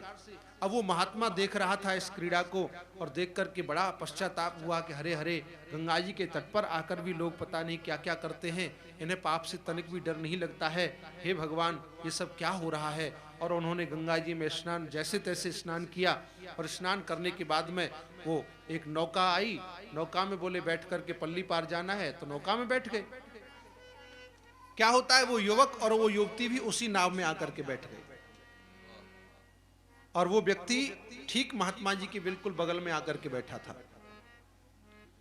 और महात्मा जी से बिल्कुल सट करके बैठा था। महात्मा जी उससे दूर हटते जा रहे थे और वो बिल्कुल सट के बैठ रहा था। जब बेटी आई नाव में, तो वो व्यक्ति कहने लगा उससे, उस युवती से कि बेटी, ये देखो महात्मा जी हैं, इनके चरण छुओ, इनके लिए प्रणाम करो। अब महात्मा ने सुना उसके मुंह से, ये तो बेटी कह रहा है इससे, ये इससे बेटी कह रहा है, और मैं इसके विषय में क्या सोच रहा था। महात्मा पूछने लगा, तुमने क्या कहा भी इस युवती को। बोले हाँ महाराज, ये मेरी बेटी है, मेरी पुत्री है। बोले तुम्हारी पुत्री है ये? हाँ। बोले महाराज, ये मेरी बहुत प्यारी पुत्री है और सबसे बड़ी है मेरे बच्चों में। अभी अभी इसका विवाह हुआ था 1 महीने पहले, और विवाह के बाद में बस अभी आई है लौट करके। भगवान मैं इसे बहुत प्रेम किया करता हूं। आज जब ये आई है, तो इसे पहले भी गंगा के तट पर, यहाँ गंगा जी की बालू में खेलना बहुत अच्छा लगता था, तो मैं सुबह सुबह इसे गंगा जी के तट पर ले आया। चल बेटी, बहुत दिन के बाद में आई है, हम लोग गंगा जी के तट पर पहुंचेंगे। और महाराज, इसे संतरे का रस बड़ा अच्छा लगता है, तो वो हम संतरे का रस लेकर के आए थे। मुझे भी अच्छा लगता है, इसे भी अच्छा लगता है, ये भी पी रही थी, मैं भी पी रहा था। महात्मा विचार करने लगा, हे भगवान, ये क्या अपराध हो गया मुझसे। महात्मा विचार करे कि ये नाव फट जाए किसी तरह से, तो मैं इसमें बीच में यहीं डूब करके मर जाऊं। ये बाप बेटी है और मैं क्या सोच रहा था इनके विषय में, क्या क्या कल्पना करने लग गया। सज्जनों, अंत में यही निश्चय किया महात्मा ने कि वास्तव में सृष्टि नहीं बिगड़ी है, हम लोगों की दृष्टि बिगड़ गई है। हमें अपनी दृष्टि को सुधारना है, हमें दोष दर्शन नहीं करना है संसार में, हमें तो गुणों को ग्रहण करना है। हमें गुणग्राही बनना चाहिए। और गुणग्राही हम कब बन सकते हैं कि हम सत्संग करेंगे, तब हमें विवेक प्राप्त होगा, और तब जाकर के हम लोग गुणग्राही बन सकते हैं। कभी कभी जिन लोगों के पास में आंखें नहीं होती, उनके पास में दृष्टि होती है। बहुत से लोगों के पास महाराज जी आंखें नहीं होती और दृष्टि होती है। वो दृष्टि, एक सूरदास जी हमारे पास में ही रहते हैं, अब भी रहते हैं, रोज बिहारी जी के लिए दर्शन करने जाते हैं। वहां से कम 2 किलोमीटर वो बांके बिहारी जी का मंदिर पड़ता है, और लाठी टेकते हुए जाते हैं और फिर वहां से लौट करके आते हैं। अब किसी ने पूछ लिया कि महाराज एक बात बताइए, आपको आंखों से तो दिखता नहीं है, फिर आप बांके बिहारी जी के दर्शन करने के लिए इतना दूर पैदल चल के नेत्रहीन हैं, आप जाते हैं, आप यहीं से प्रणाम कर लिया करो। बोले भैया, मेरे तो आंखें नहीं है और मुझे बांके बिहारी दिखाई भी नहीं देते, लेकिन मैं तो उनके दर्शन करने के लिए इसलिए जाता हूं कि वो मुझे तो दिखाई नहीं दे रहे हैं, लेकिन किसी दिन उनको मैं दिखाई दे जाऊं। वो मुझे देख लें, मेरे बांके बिहारी मुझे देख लें, बस इसलिए मैं जाता हूं बांके बिहारी के दर्शन करने के लिए। तो सज्जनों, उस महात्मा के पास आंखें नहीं है लेकिन दृष्टि है, दृष्टि है। एक महात्मा रात्रि के समय एक दूसरे गांव में जा रहे थे, कहीं अचानक ऐसा काम पड़ गया, अंधे महात्मा थे, एक गांव से दूसरे गांव में जा रहे थे, हाथ में डंडा ले रखा था, एक हाथ में लालटेन ले रखी थी, बहुत अंधेरा था, चले जा रहे थे। सामने से एक व्यक्ति आया, महात्मा जी प्रणाम कर रहे हैं आपको, राधे राधे। सूरदास जी ने भी कहा राधे राधे। महात्मा जी कहाँ जा रहे हैं? कि भैया क्या बताऊं, दूसरे गांव में एक बहुत अचानक काम आ पड़ा है और मुझे जाना पड़ रहा है। बोले अच्छा, तो आप अंधेरे में जा रहे हैं रात्रि के समय, लेकिन ये लालटेन आपने हाथ में क्यों ली है? भैया बहुत अंधेरा है ना, इसलिए अंधेरे में कैसे जाऊंगा, लालटेन ले रखी है हाथ में। बोले महात्मा जी आपको तो वैसे भी नहीं दिखता, आपकी आंखें तो है ही नहीं, फिर आपके लिए क्या अंधेरा और क्या उजाला? जब आंखें नहीं है तो क्या अंधेरा और क्या उजाला? बोले भैया बात ये नहीं है, मुझे वास्तव में दिखाई नहीं देता, मेरी आंखें नहीं है, लेकिन मैं इसलिए लालटेन लेकर के जा रहा हूं, मुझे तो दिखाई नहीं देता, लेकिन कोई आंखों वाला मुझसे आके न टकरा जाए। आजकल बिना आंख वाले नहीं टकराते, आंखों वाले ज्यादा टकरा जाते हैं। तो दृष्टि होती है सज्जनों, वो दृष्टि हमें शास्त्रों से, सत्संग से, कथा से, कथा के श्रवण से हमें प्राप्त होती है, और आज वही दृष्टि प्राप्त करने के लिए हम लोग यहां बैठे हुए हैं। ये कथा गोस्वामी तुलसीदास जी महाराज ने रची है। गोस्वामी तुलसीदास जी महाराज कहते हैं ये कथा कैसी है।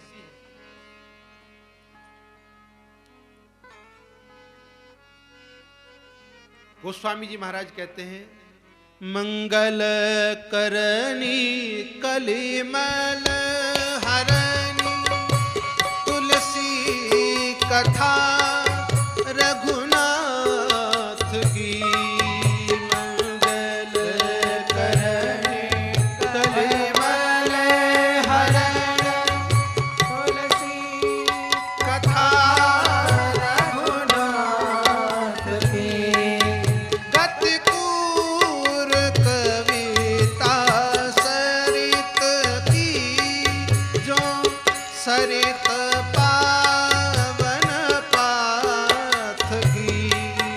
गतिपूरी कविता सरित की, जो सरित पावन पाथ की।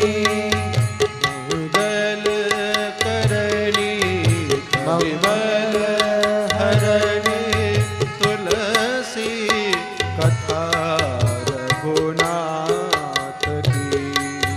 मंगल करनी कलिमल हरनी तुलसी कथा रघुनाथ की।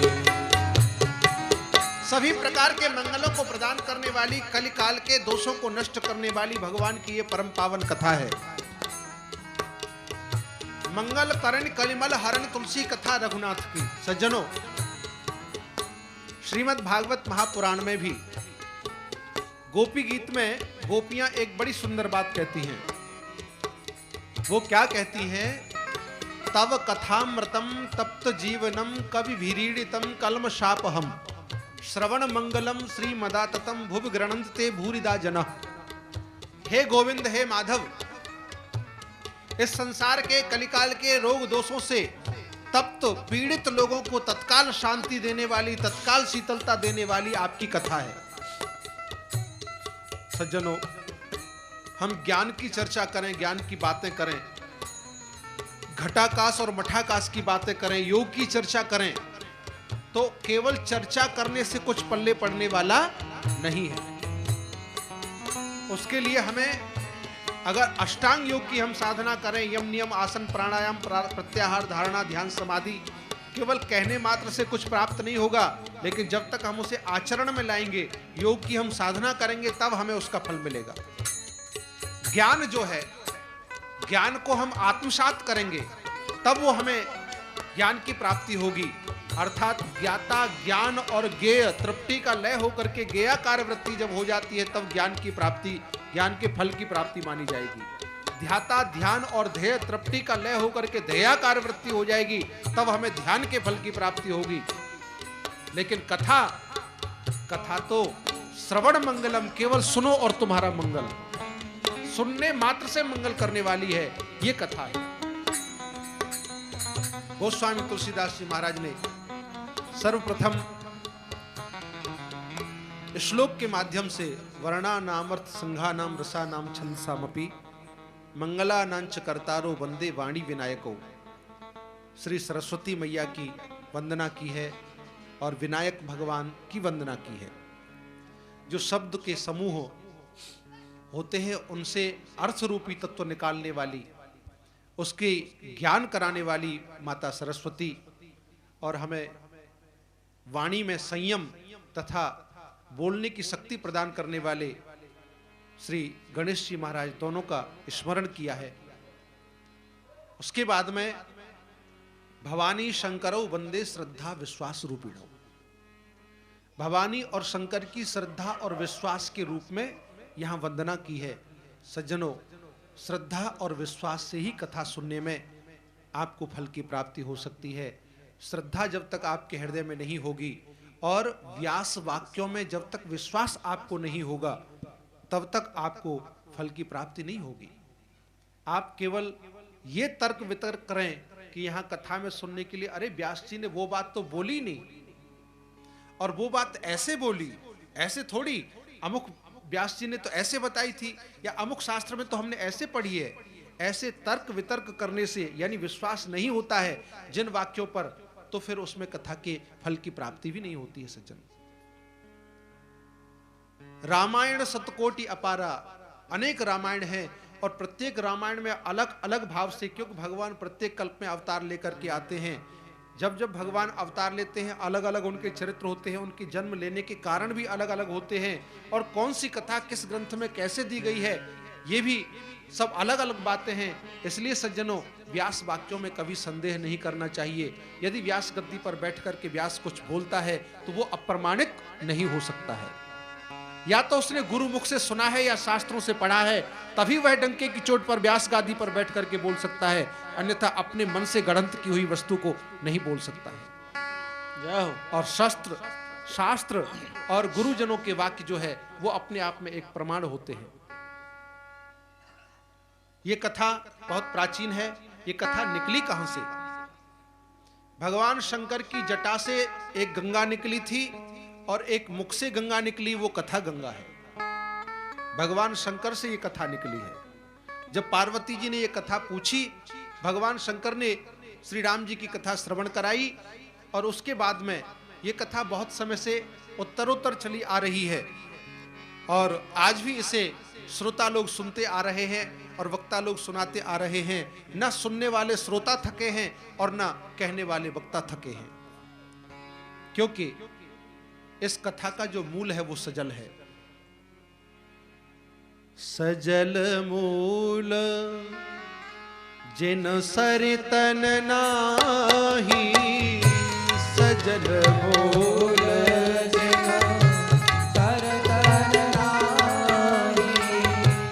बरस गए पुने तब ही सुखाही, बरस गए पुने तब ही सुखाही। जिन सरिताओं का मूल सजल नहीं होता है, वो केवल वर्षा ऋतु में तो बहती हैं और ग्रीष्म ऋतु आने पर सूख जाती हैं, लेकिन वो गंगा भी आज तक नहीं सूखी है, क्योंकि उसका सजल है मूल। और ये गंगा, कथा गंगा भी आज तक नहीं सूखी है, क्योंकि इसका भी मूल सजल है। इसके भी सबसे पहले वक्ता भगवान शंकर हैं। रछि महेश निज मानस राखा, रछि महेश निज मानस राखा। पाए सुसमय शिवासन भाखा, सुसमय शिवासन भाखा। रछि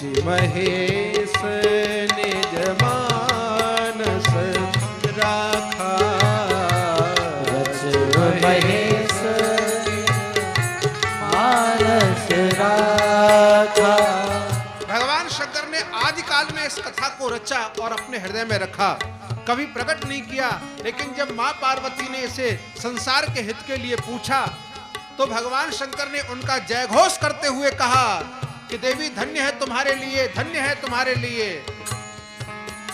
धन्य धन्य गिरिराज कुमारी, धन्य धन्य गिरिराज कुमारी,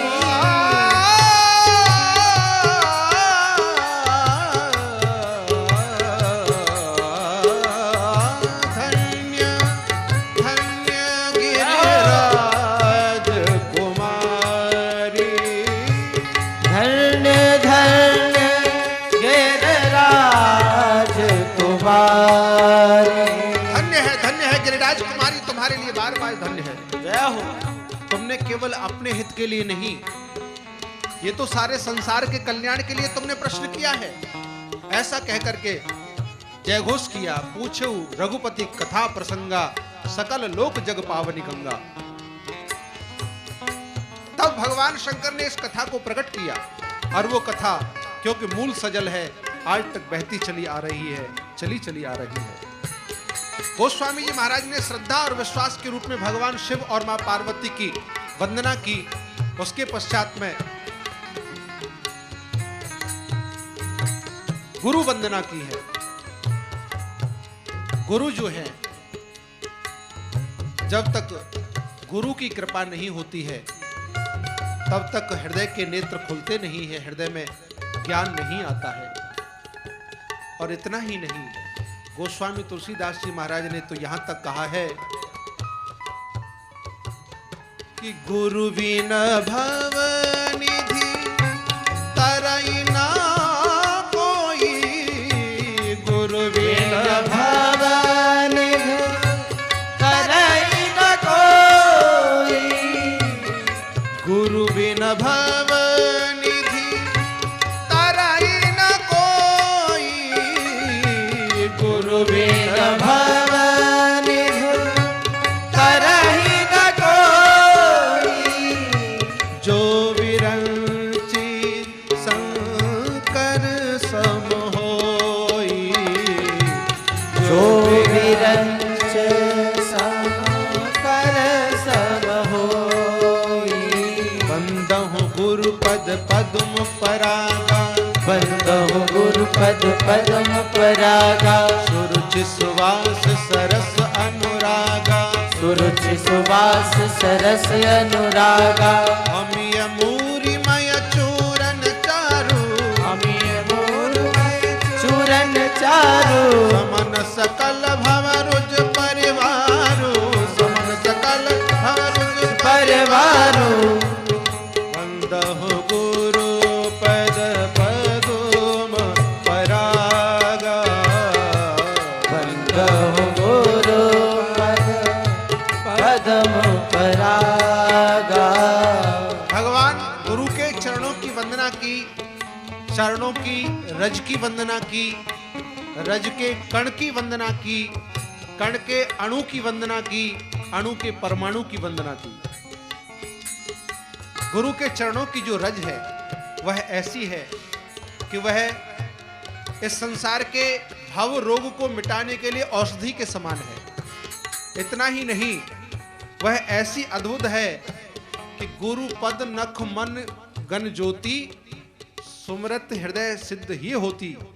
यह जो भगवान गुरु के चरणों की रज है उसका केवल स्मरण करने मात्र से सुमरत दिव्य दृष्टि ही होती, दिव्य दृष्टि प्राप्त हो जाती है। और फिर क्या होता है कि जो गुप्त और प्रकट भगवान श्री रघुनाथ जी के चरित्र हैं वो सब अपने आप हृदय में प्रकट हो जाते हैं। ऐसे गुरु के चरणों की वंदना की है। गुरु की वंदना करने के पश्चात में दूसरी वंदना की है गोस्वामी तुलसीदास जी महाराज ने। बंदहो प्रथम महीसुर चरना, बंदहो प्रथम महीसुर चरणा, मोह जनित संशय सब हरना, मोह जनित संशय के चरणों की वंदना की है सज्जनों। भगवान कहते हैं अपने भक्ति मार्ग में कि यदि मेरी भक्ति प्राप्त करना चाहते हैं तो मैं ब्राह्मणों के द्रोही को कभी नहीं मिलता। प्रथम भगति संतन कर चरणा।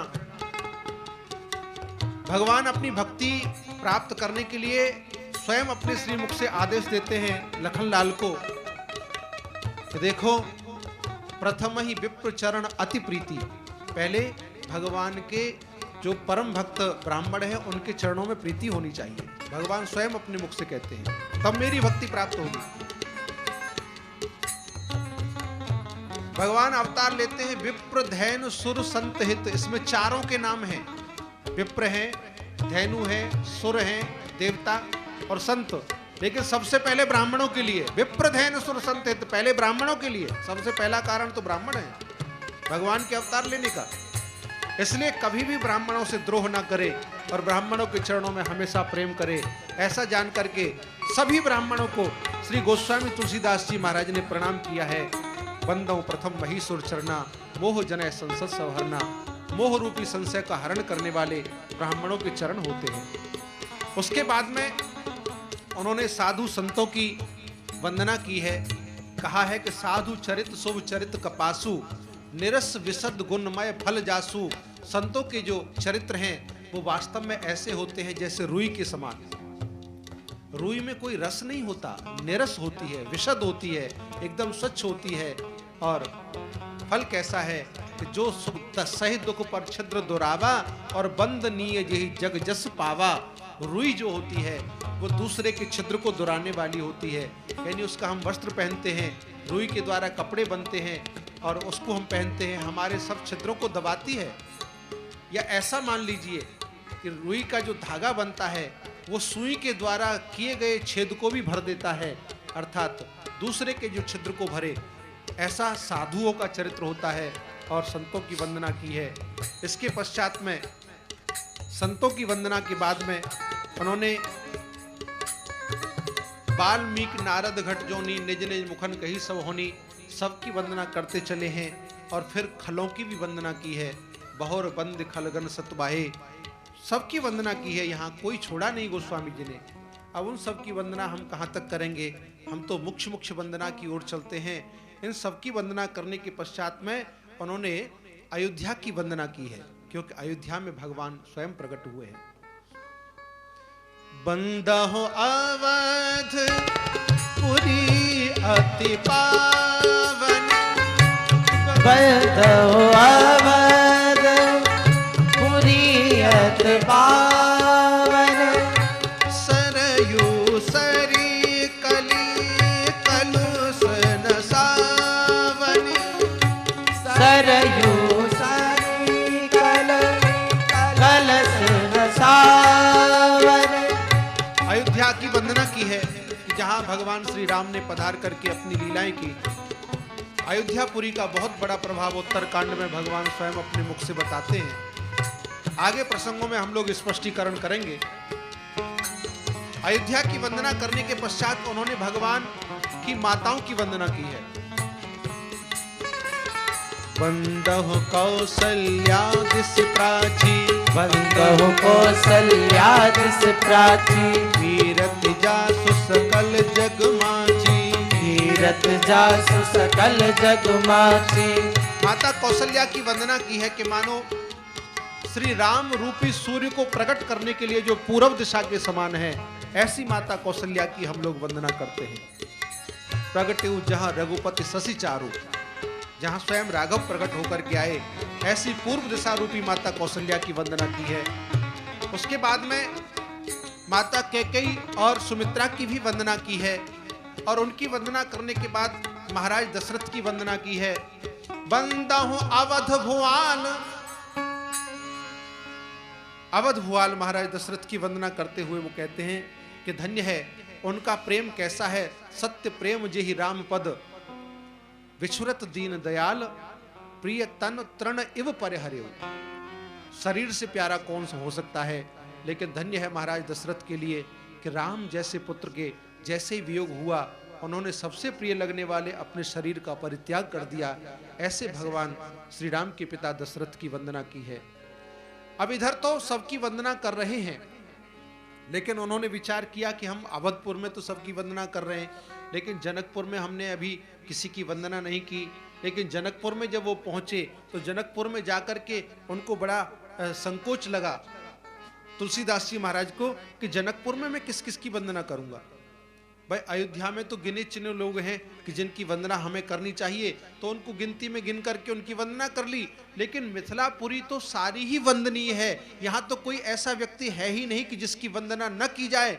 इसलिए उन्होंने ऐसा विचार करके और एक चौपाई में सबकी वंदना की और कहा कि प्रणवहु परिजन सहित विदेहु, प्रणवहु परिजन सहित विदेहु, जाहि राम पद सहज सनेहु, जाहि राम पद सहज सनेहु, जोग भोग मह राखे हो कोई, जोग भोग मह राखे कोई, राम बिलोकत प्रगट्यो सोई, राम विलोकत प्रगट्यो सोई। बोले जैसे महाराज योगी राज विदेह राज हैं, ऐसी उनकी संपूर्ण प्रजा है। योग को भोग में दुरा करके रखा है। सुखदेव जैसे परम ज्ञानी जो अपने जन्म से ही तत्वदर्शी हैं, जो जन्म सिद्ध हैं, ऐसे तत्वज्ञानी भी महाराज विदेह के पास में और उनसे शिक्षा ग्रहण करने के लिए, ज्ञान प्राप्ति के लिए स्वयं जाते हैं। ऐसे विदेह राज महाराज की वंदना की है परिजनों के सहित। अब उसके बाद में चारों भाइयों में सबसे पहले वंदना करते हैं। मैं प्रणवौ प्रथम भरत के चरणा, प्रणवौ प्रथम भरत के चरणा, जासु नेम व्रत जाए न वरना, जासु नियम व्रत जाए न वरना, बंदहो लक्ष्मण पद जल जाता, बंदहो लक्ष्मण पद जल जाता, शीतल सुभग भगत सुखदाता, शीतल सुभग भगत सुखदाता, रम रिपुसूदन पद कमल नमामि, रिपुसूदन पद कमल नमामि, सूर सुशील भरत अनुगामी, सूर सुशील भरत अनुगामी, महावीर बिन बहु हनुमाना, महावीर बिन बहु हनुमाना, राम जासु जसु आप बखाना, राम जास जस आप बखाना, प्रणवौ पवन कुमार खलवन पावक ज्ञान भर जासु हृदय आगार, बसहि राम सर चाप धरी, जासु हृदय आगार, बसो राम सर चाप धरि। हनुमान जी महाराज की वंदना की है। तीनों भाइयों की वंदना करने के बाद में और उनके साथ साथ कपिपत रीछ निशाचर राजा अंगदाद जे की समाजा बंदव सबके चरण सुहाए, सबके लिए प्रणाम किया है। और फिर इन सबकी वंदना करने के पश्चात में जनक सुता जग जननी जानकी, जनक सुता जग जननी जानकी, अतिशय प्रिय करुणा निधान की, अतिशय प्रिय करुणा निधान की, ताके जुगपद कमल मनावो, ताके जुगपद कमल मनावो, जासु कृपा निर्मल कृपा निर्मल मति पावो। विदेह जा जनक नंदिनी की वंदना की है, जिनकी कृपा से मुझे निर्मल वती प्राप्त हो, ऐसे श्री जानकी जी की मैं वंदना करता हूं। और फिर भगवान राम की वंदना की है, सबसे पीछे राम की वंदना की है। पुनि मन वचन कर्म रघुनायक, मन वचन कर्म रघुनायक, चरण कमल बंदौ सब लायक, चरण कमल बंदौ सब लायक, राजीव नयन धरे धनुषायक, राजीव नयन धरे धनुषायक, भगति विपति भंजन सुखदायक, भगति विपति भंजन सुखदायक, भगति विपति भंजन सुखदायक, भगति विपति भंजन सुखदायक। 10 दोहाओं में केवल राम नाम की महिमा है, राम नाम की वंदना है। भगवान का नाम भगवान से भी बड़ा है, ऐसा गोस्वामी तुलसीदास जी महाराज कहते हैं। क्यों? राम एक तापस्तीय तारी और नाम कोट खल कुमत सुधारी। राम जी ने केवल एक अहिल्या का उद्धार अपने चरणों की रज देकर के किया, लेकिन नाम ने तो न जाने करोड़ों लोगों की बुद्धि रूपी स्त्री को सुधार दिया। ऐसा भगवान श्री राम का नाम है।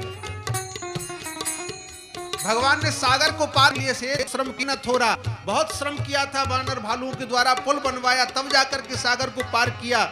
लेकिन भगवान का नाम ऐसा है कि नाम लेत भव सिंधु, भगवान का नाम लेते ही करोड़ों समुद्र सूख करके राख हो जाते हैं और लोग अपने आप पार कर जाते हैं, भव सागर को पार कर जाते हैं। ऐसे भगवान राम की महिमा है। सज्जनों, राम नाम की वास्तव में बहुत भारी महिमा है। नारद जी महाराज ने भगवान राम से एक वरदान मांगा था। से तो भगवान आपके हजारों नाम हैं और सभी नाम पापों का विनाश करने वाले हैं, लेकिन मैं आपसे एक वरदान चाहता हूं, यदि आप मुझे दे सकते हैं। भगवान ने भी कहा कि तुम जो मांगोगे वो तुम्हें दूंगा। तो नारद जी से भगवान जब वचन देते हैं कि जो मांगोगे सो मैं दूंगा, नारद जी ने मांगा कि भगवान मैं ये वरदान चाहता हूं कि राम सकल नाम मनते अधिका हो नाथ अग खग गण बधिका। राम नाम में सबसे ज्यादा सी ऐसी आ जाए कि वो ज्यादा पापों का नाश करने वाला हो। जैसे बधिक बन के खग मृगों का वध कर देता है, उसी प्रकार आपका राम नाम पापों का नाश करने वाला हो। और भगवान ने वो वरदान दे दिया। सज्जनों, आप विश्वास करें, भगवान के एक राम में इतनी ताकत है, एक राम नाम में इतनी ताकत है कि आप पूरे जीवन में चाहते हुए भी उतने पाप कर नहीं सकते जितने राम नाम जला करके नष्ट कर सकता है। एक बार का राम का नाम इतने पापों को नाश कर सकता है। अब आप यूं कहें कि भाई एक राम का नाम कैसे इतने पापों को नष्ट कर सकता है, तो एक बात का विचार कीजिए। 1 किलो रुई अगर हो, उसको जलाने के लिए कितनी बड़ी आंच की आवश्यकता है। एक छोटी सी चिंगारी उसमें डाल दीजिए, वो रुई जल करके भस्म हो जाएगी। अच्छा, 1 किलो रुई को जलाने के लिए मान लीजिए माचिस की एक तीली से हम जला सकते हैं 1 किलो रुई को। यदि 100 मन रुई हो तो उसको जलाने के लिए कितनी माचिस चाहिएंगी? केवल एक तीली ही 100 मन रुई को भी जला सकती है। जो 1 किलो रुई को जला सकती है, वो 100 मन रुई को भी एक केवल सीख जला सकती है। उसी प्रकार जब एक भगवान का नाम कम पापों को जला सकता है, वो सारे पापों को एक नाम ही जला सकता है। ये भगवान के नाम की महिमा है।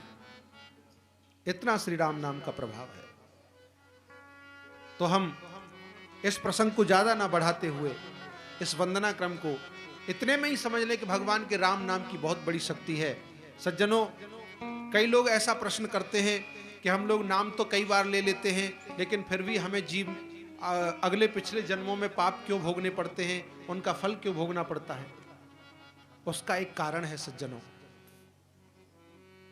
हम लोग आज राम का नाम लें, हमारे जीवन के जितने पाप हैं वो सब नष्ट हो गए। लेकिन जैसे ही हम दोबारा से कोई एक पाप करते हैं तो पीछे जो नष्ट हुए पाप है वो सब हरे हो जाते हैं, सब खड़े हो जाते हैं।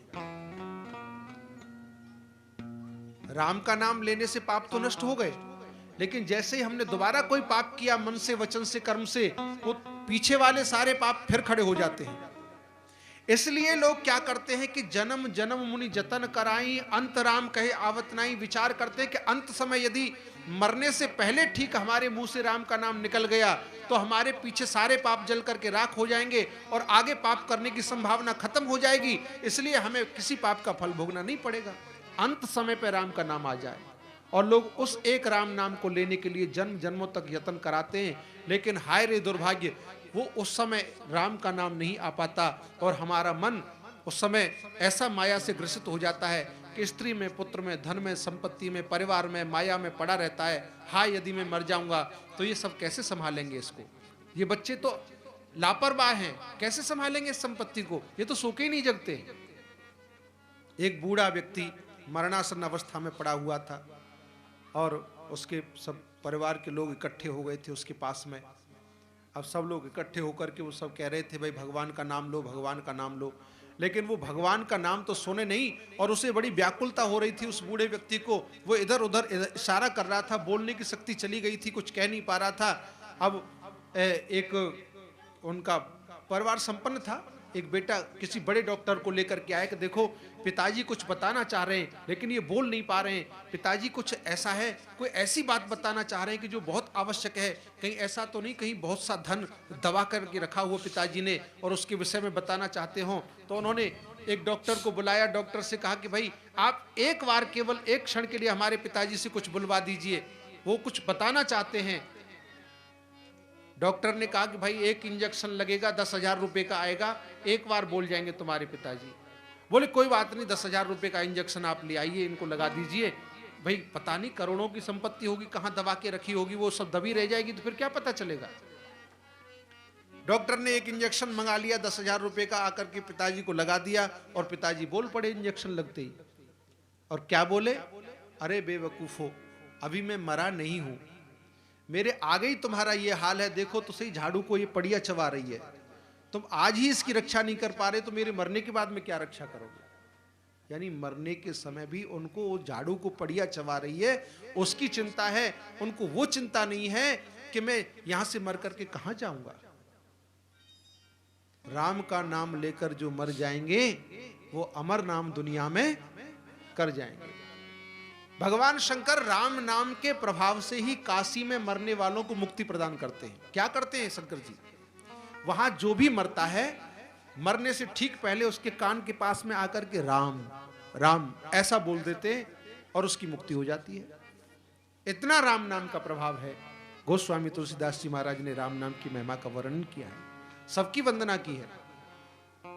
किसी ने पूछ लिया गोस्वामी जी महाराज से कि महाराज आपने राम जी के नाम की वंदना खूब की है, आपने माता कौशल्या की वंदना की, सुमित्रा की वंदना की, कैकेयी की वंदना की, दशरथ जी की वंदना की, हनुमान जी की वंदना की, बानर भालुओं की वंदना की, तीनों भाई चारों भाइयों की वंदना की, जानकी जी की वंदना की, लेकिन आपने मांडवी, श्रुतकीर्ति, उर्मिला को क्यों छोड़ दिया? वो भी तो वंदनीय है, उनका नाम आपने क्यों नहीं लिया?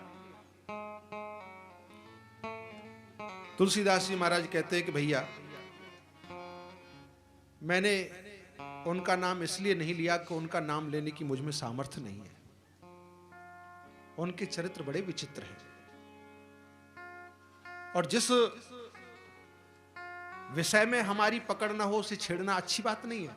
जहां हमारी पहुंच ना हो, जहां हमारी बुद्धि की पहुंच ना हो, उस वस्तु को नहीं छेड़ना चाहिए। उनका जो महात्मा है, उनकी जो महिमा है वो इतनी विचित्र है कि उनके गुणगान में करना चाहूं तो भी नहीं कर सकता हूं। बोले अगर उनका गुणगान करने लग गया तो एक एक के गुणगान करने में एक एक रामायण अलग बन जाएगी और राम जी का चरित्र जो मैं गुणगान करना चाहता हूं वो रह जाएगा। इतना उनका विशुद्ध चरित्र है। उर्मिला जी का चरित्र कैसा अद्भुत है, मांडवी जी का चरित्र कैसा अद्भुत है, और श्रुतकीर्ति का चरित्र भी बड़ा अद्भुत है।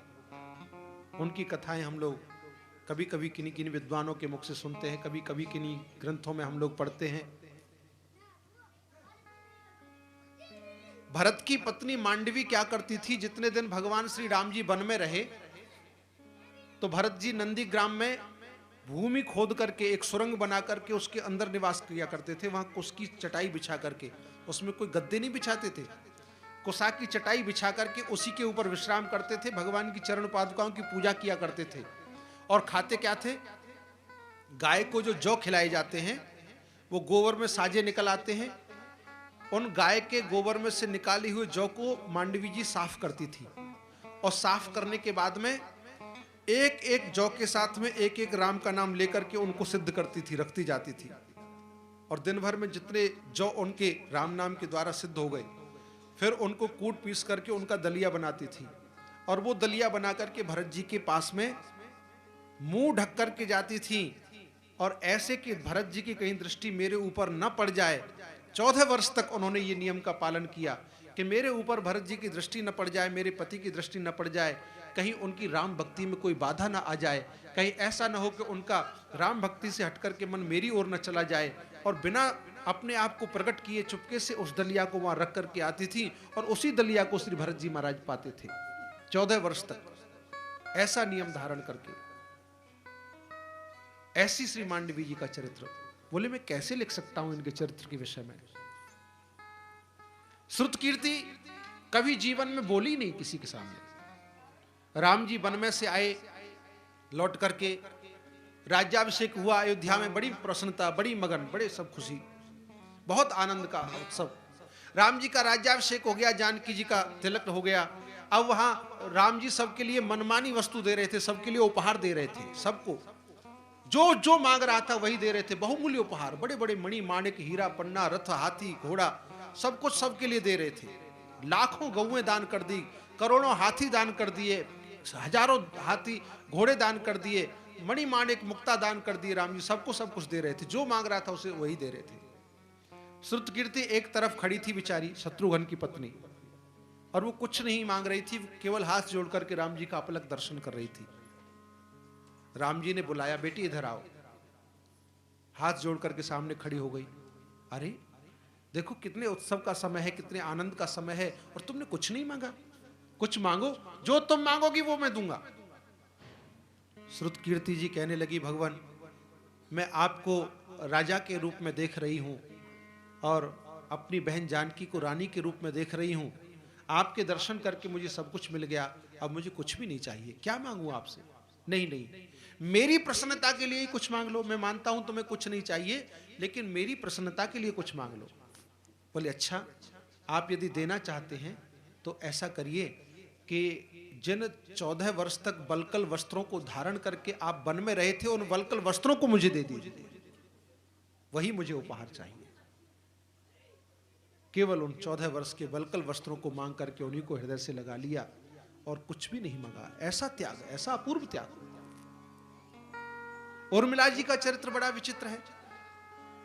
जिस समय भगवान श्री राम जी चित्रकूट में निवास करते थे, उनको 4 वर्ष हो गए चित्रकूट में रहते रहते। अब राम जी तो सो जाते थे, जानकी जी सो जाती थी, लेकिन लखनलाल जी तो जिस दिन से वन में गए सोते ही नहीं थे। हाथ में धनुष बाण लेकर के जागन लगे बैठ वीरासन, वीरासन से बैठ करके कि राम जी की कुटिया के आसपास कोई हिंसक पशु पक्षी ना आ जाए, कोई राम जी की निद्रा को भंग न कर दे, इसलिए हर समय तटस्थ बैठे रहते थे। एक दिन लखनलाल जी बैठे थे, घोर अंधकार था और अर्धरात्रि के समय एक वहां देवी प्रकट होती है, एक स्त्री प्रकट होती है। उस स्त्री ने श्वेत वस्त्र पहन रखे थे, चंद्रमा के समान पूर्ण आभा से उनका प्रज्वलित मुख, ऐसी सुंदर उनकी शोभा। श्वेत वस्त्र धारण करने वाली वह स्त्री प्रकट होकर के और लखनलाल के पास में धीरे धीरे चल करके आई। लक्ष्मण जी से कहने लगी, लखनलाल देखा ऐसी अद्भुत सुंदर स्त्री को। लखनलाल ने हाथ जोड़ करके प्रणाम किया, देवी आप कौन हैं? कृपा करके अपना परिचय दीजिए। स्त्री कहने लगी, लखन मैं निद्रा देवी हूं। मैं देख रही हूं कि 4 वर्ष तुम्हें राम जी की सेवा में बैठे बैठे हो गए, तुम सोए नहीं हो। 4 वर्ष से नहीं सोए हो। एक काम करो, तुम एक क्षण के लिए मेरी गोदी में आ जाओ एक क्षण के लिए भी तुम मेरी गोदी में आ जाओगे तो 4 वर्ष की जो तुम्हारी थकावट है वो सब दूर हो जाएगी और फिर तुम्हें निद्रा नहीं सताएगी। लखनलाल बोले कि माता जी, आपने बड़ी अनुकंपा की, बड़ी कृपा की, आप मेरे पास में आई और मुझे विश्राम देना चाहती हैं, लेकिन मुझे कोई श्रम नहीं है, राम की सेवा में मुझे कोई श्रम नहीं होता है। हाँ, यदि आप उपकार करना चाहती हैं तो एक काम करिए, आप अयोध्या में चली जाइए और अयोध्या में जाकर के मैं यहां जैसे 4 वर्ष से नहीं सोया हूं, उसी प्रकार वहां उर्मिला भी अयोध्या में नहीं सोई है। आप उर्मिला को अपनी गोद में ले लीजिए और एक क्षण के लिए वह यदि आपकी गोद में आ जाएगी तो उसका श्रम दूर हो जाएगा। निद्रा देवी और लखनलाल की ये बातें संयोगवश राम जी सुन रहे थे, उनकी आंखें खुल गई। ये सब बातें जब सुनी तो राम जी की भी आंखों से झरझर आंसू बहने लग गए। राम जी तत्काल अयोध्या में प्रकट हो गए, वहां अंतर ध्यान हुए और अयोध्या में प्रकट हो गए। और अयोध्या में प्रकट होकर के उर्मिला के महल में, बेटी अर्धरात्रि का समय है, तुम सोई नहीं हो, तुम सोती नहीं हो, 4 वर्ष हो गए तुम्हें सोए बिना। उर्मिला कहने लगी, भगवान कैसे सो, मेरे पति वहां जाग करके आपकी सेवा कर रहे हैं और मैं यहां ये दूध फैन के समान उज्जवल सैयाओं पर शयन करूं? नहीं भगवान, मेरे पति वहां जाग रहे हैं तो मैं भी यहां जाग करके आपका ध्यान कर रही हूं। भगवान राम बोले कि देवी, आज लक्ष्मण के द्वारा मुझे ये विदित हुआ। वहां निद्रा देवी ने आकर के लक्ष्मण से कहा था, तुम एक क्षण के लिए मेरी गोद में सो जाओ, तुम्हारा सब श्रम दूर हो जाएगा। लेकिन लक्ष्मण ने यह बताया कि उर्मिला भी वहां नहीं सोती है, तुम उर्मिला को जाकर के सुला दो। तुम चिंता मत करो, लक्ष्मण मेरा है, लक्ष्मण मेरी दूसरी आत्मा है जो बाहर विचरण करने वाली है, मेरे दूसरे प्राण है लक्ष्मण। मेरे रहते लक्ष्मण को कोई कष्ट नहीं हो सकता, वो सब प्रकार से सुरक्षित है। तुम उसके लिए बिल्कुल चिंता मत करो और तुम आराम से शयन किया करो समय से। उर्मिला ने कहा, भगवान मैं आपसे एक वरदान मांगना चाहती हूं। क्या वरदान मांगना चाहती हो? यदि आप दे सकते हैं तो मुझे एक वरदान ये दे दीजिए, मैं और कुछ नहीं चाहती। आज 4 वर्ष के बाद मेरे पति को मेरी याद आई, मुझे बहुत प्रसन्नता है, लेकिन मैं ये चाहती हूं कि अब जो 10 वर्ष बचे हैं आपके वनवास काल के, उन 10 वर्षों में एक भी दिन, एक भी क्षण मेरी याद मेरे पति को नहीं आवे। यदि मेरी याद उनको आएगी तो फिर वो मन लगा कर कि आपकी सेवा कैसे कर पाएंगे भगवान? वो तो आपकी सेवा के लिए आ गए हैं। राम जी ने सुना, धन्य है। राम जी की आंखें भर आई, कैसा पावन चरित्र है। गोस्वामी तुलसीदास जी महाराज कहते हैं कि मैं इनका चरित्र कैसे लिख सकता हूं, इनका चरित्र लिखने की मेरी सामर्थ्य नहीं है, इसलिए मैंने इनको प्रणाम करने के लिए, इनकी वंदना करने के लिए इनका नाम नहीं लिया है।